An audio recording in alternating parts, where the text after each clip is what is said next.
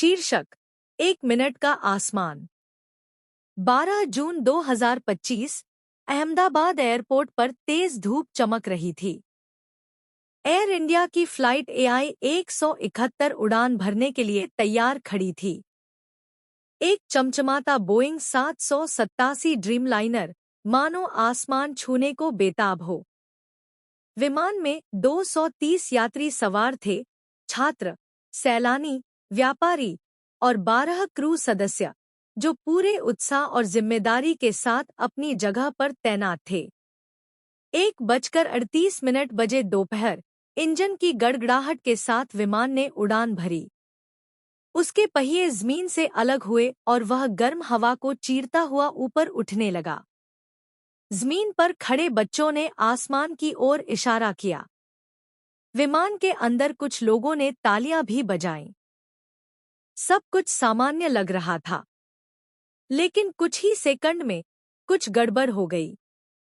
विमान मुश्किल से 625 फीट ऊपर पहुंचा था। स्थानीय लोगों ने आसमान में अजीब सी आवाज सुनी, जैसे कोई सैन्य विमान हो। इससे पहले कि कोई कुछ समझ पाता, विमान अचानक झटका खाकर एक ओर झुक गया। उसका दायां पंख असामान्य ढंग से नीचे की ओर गिरा। उसके नीचे से आग की लपटें निकल रही थी। वह मेघानी नगर के एक मेडिकल कॉलेज से जुड़े हॉस्टल की छत पर जा गिरा। आग की ऊंची लपटें उठीं और काले धुएं ने इमारतों को ढक लिया, जैसे शोक का ध्वज लहरा रहा हो। धमाका इतना जबरदस्त था कि कई ब्लॉकों तक खिड़कियां चकनाचूर हो गईं।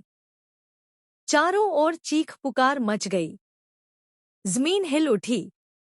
लोग मदद के लिए दौड़े, लेकिन सामने था जलता मलबा, टूटे हुए शव और धातु व मांस का जलता हुआ दुर्गंध भरा धुआं।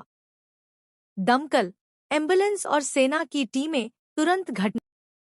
उन्होंने मलबे को हटाया, शवों को निकाला और किसी जीवित की तलाश की। शाम तक 204 मृत शरीर निकाले जा चुके थे। सिर्फ एक ब्रिटिश नागरिक, जो विमान के पिछले हिस्से से बाहर गिरा था, चमत्कारी रूप से बच गया। लोग फूट फूट कर रो रहे थे। एक छोटा लड़का धुएं से सने सफेद कमीज में स्तब्ध बैठा था।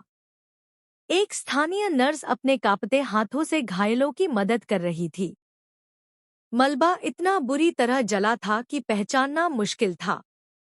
एयर इंडिया की पूंछ का लालसफेद लोगो टूटी दीवार के पास बुरी तरह मरोड़ा हुआ पड़ा था। ब्लैक बॉक्स शाम तक बरामद कर लिया गया। विशेषज्ञ आपस में फुसफुसा रहे थे।